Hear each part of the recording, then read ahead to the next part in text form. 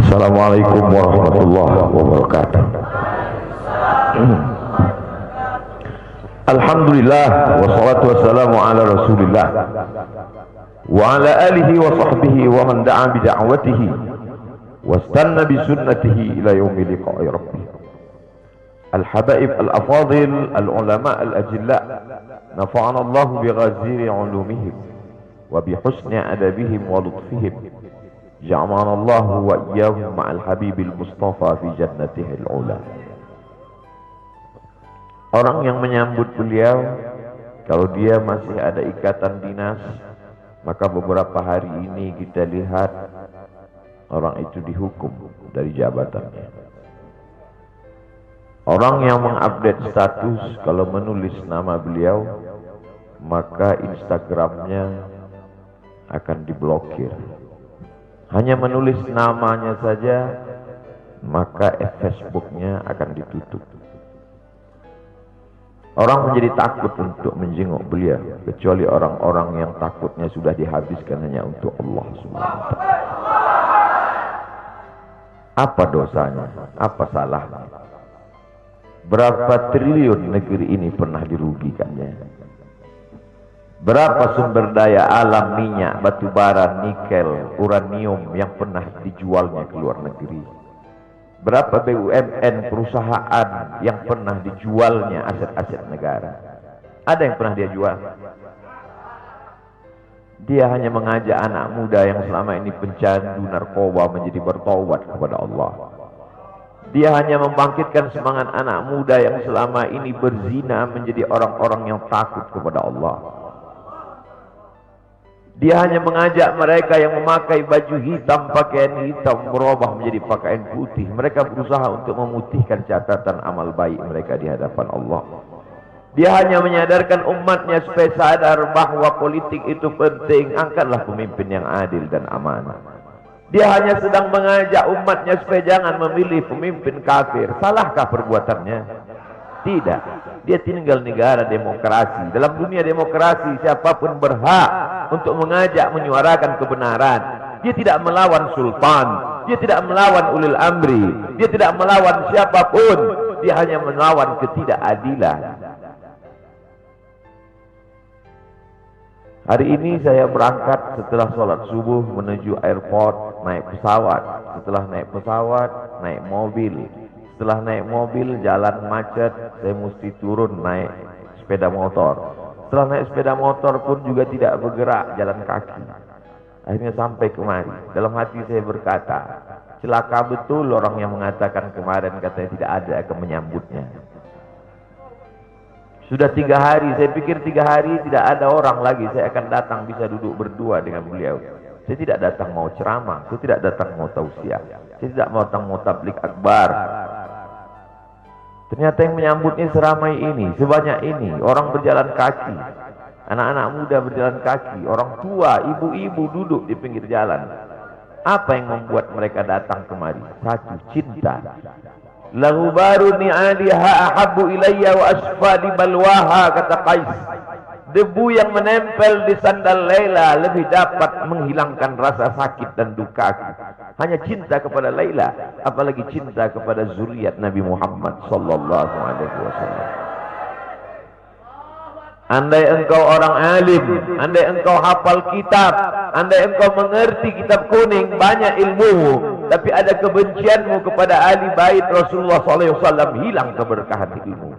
Andai engkau punya derajat seperti seorang wali, andai engkau diangkat Allah sebagai wali, maka jatuh derajat kewalianmu hanya karena kebencianmu kepada ahli bait. Apa kata Kiai Haji Maimun Zubair? Ahli bait itu seperti Quran yang lapuk. Andai ada ahli bait itu yang nakal, yang jahat sekalipun, dia tetaplah seperti Quran yang lapuk. Quran yang buruk, andai titiknya sudah tidak ada lagi, tak akan mungkin kau akan buang. Kau tetap juga akan jaga dia, kau akan cium dia. Kenapa? La yamassuhu illal mutahharun. Allah yang mensucikan. Seorang sahabat Nabi disuruh membuang air bekas daripada bekam Rasulullah SAW. Buanglah ini, kata Rasulullah. Lalu kemudian beliau pergi ke belakang. Setelah itu dia datang lagi menghadap Rasulullah sallallahu alaihi wasallam. Rasul tahu apa yang dia lakukan karena Nabi dapat wahyu. Nabi terbuka hijab. Tapi Nabi ingin bertanya kepada dia. Bukan Nabi tidak tahu. Nabi tahu, diberikan Allah pemberitahuan. Nabi ingin memberitahu siapa yang tidak tahu. Kemana darah bekam tadi kau buat, kata Nabi. Ku minum ya Rasulullah. Mengapa engkau minum? Karena aku tahu bahwa darah yang mengalir dalam diriku membuat aku haram tersentuh api neraka. Mengalir darah itu dari dia kepada Sayyidatuna Fatimah, dari Fatimah kepada Sayyidina Al-Hasan, dari Sayyidina Al-Hasan ada juga kepada Sayyidina Al-Husain, dari Sayyidina Al-Husain kepada Sayyidina Ali Zainal Abidin, dari Zainal Abidin kepada Sayyidina Muhammad Al-Baqir, dari Sayyidina Muhammad Al-Baqir mengalir darah itu kepada Sayyidina Ja'far Sadiq, dari Ja'far Sadiq mengalir kepada Sayyidina Ali Al-Uraidi, dari Ali Al-Uraidi mengalir darah itu kepada Sayyidina Muhammad An-Naqib, dari Muhammad An-Naqib mengalir darah itu kepada Sayyidina Isa sampai kepada Sayyidina Ahmad bin Isa Al-Muhajir. Lalu kemudian darah itu mengalir kepada Imam As-Saggaf, Al-Idrus, Al-Haddad, Al-Attas, dan salah satunya adalah bin Syihab, dan salah satu dari zuriat bin Syihab itu adalah Sayyidi Al-Imam Al-Akbar Al-Habib Muhammad Rizik Syihab. Kalau mau hidup tenang, beliau sudah tenang dengan anak menantunya, dengan cucunya, dengan ilmunya. Beliau meraih gelar LC dari Universitas Imam Muhammad Ibn Saud. Dia cukup dengan majlis-majlis maulidnya, cukup. Mengapa dia bersusah payah? Mengapa dia mesti kena fitnah? Dia hanya mengikut darah Sayyidina Al-Husain. Kalau mengikut Sayyidina Al-Hasan lembut, mengikut Sayyidina Al-Hasan lembut sentuhannya. Maka para ahli bait ini mengikut dua aliran, Sayyidina Al-Hasan dan Sayyidina Al-Husain. Kedua-duanya saya cintai. Habaib yang mengikut Sayyidina Al-Hasan, saya datang, saya cium tangan mereka, saya bersilaturahim, lembut gaya mereka. Tapi mereka semua mengajak untuk mencintai Sayyidina wa Maulana Muhammad sallallahu alaihi wasallam. Tapi ada yang seperti Sayyidina Al-Husain, menggelegar suaranya, dia hunuskan pedangnya untuk musuh-musuh Allah. Keduanya adalah sama-sama diridhai Allah. Innal Hasan wal Husain sayyida syababi ahli jannah. Yang mencintai Sayyidina Al-Hasan, mencintai Sayyidina Al-Husain, yang mencintai zuriat mereka, keturunan mereka, maka dengan cinta itu bekal kita menghadap Rasulullah sallallahu alaihi wasallam. Andai aku dihadapkan nanti menghadap Allah, tahajudku tak sebanyak Imam Ahmad bin Hanbal, 300 raka'ah fil yaumi wal lailah, 300 rakaat sehari semalam. Andai aku dihadapkan kepada Rasulullah sallallahu alaihi wasallam, maka jihadku tidak sebanyak Sayyidina Khalid ibn Walid. Setiap jengkal kulitnya, setiap tetes darahnya tak lepas daripada tebasan tombak, anak panah dan pedang. Andai aku dihadapkan kepada Sayyidina Maulana Muhammad sallallahu alaihi wasallam, amalku tak sebanyak Abdurrahman ibn Auf. Lalu apa bekalmu, hai Abdul Somad? Adakah ceramah-ceramahmu itu bisa kau jadikan bekal menghadap Allah? Tidak. Sebagiannya sudah diambil oleh tatapan mataku melihat berapa subscriber, follower, dan viewer. Abdul Somad mungkin habis amalnya sudah riya. Satu-satunya yang akan kujadikan bekal menghadap Rasulullah hanyalah aku pernah mencintai keturunanmu. Aku pernah mencintaimu zuriatmu.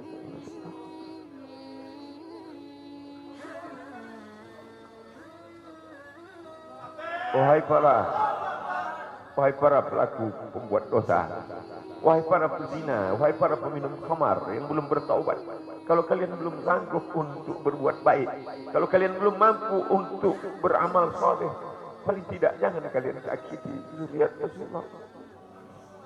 Jangan kalian keluarkan kata-kata, jangan keluarkan kata-kata fitnah.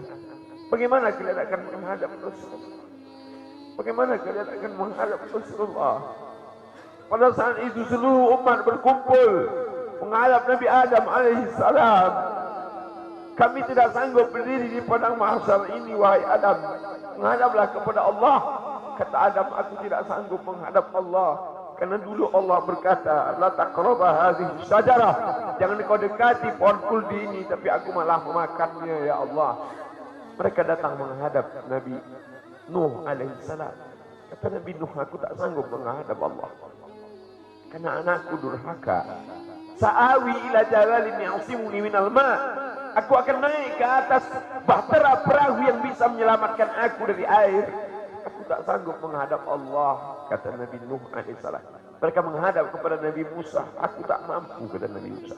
Mereka menghadap kepada Nabi Isa, aku pun malu kepada Allah, karena aku mereka jadikan sembahan di atas muka bumi Allah. Mereka hanya mampu menghadap Sayyidina wa Maulana Muhammad sallallahu alaihi wasallam. Wahai para peminum khamar, wahai para pezina, wahai para pelaku dosa, kalau kalian belum mampu beramal soleh, belum mampu bertobat, paling tidak jangan kalian zina zuriat Rasulullah SAW. Bagaimana kalian akan menghadap Rasulullah? Pada saat itu tak ada syafaat. Man dzalladzi yashfa'u 'indahu illa bi'idnih. Tak ada satu pun yang bisa memberikan syafaat kecuali Sayyidina wa Maulana Muhammad sallallahu alaihi wasallam. Wahai para pemimpin, yang hari ini kau dititipkan amanah kekuasaan. Beberapa hari ini kau lihat apa yang dilakukan orang pada Donald Trump. Kurang hebat apa lagi Trump? Negara adidaya, kekuasaan, kaya raya. Tapi ketika kekuasaan itu diambil oleh Joe Biden, kita pun malu melihat video ejekan-ejekan itu.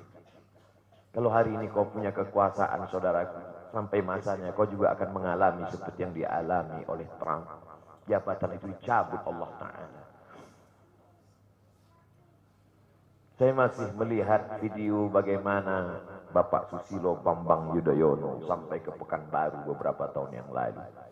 Di depan balihonya disobek.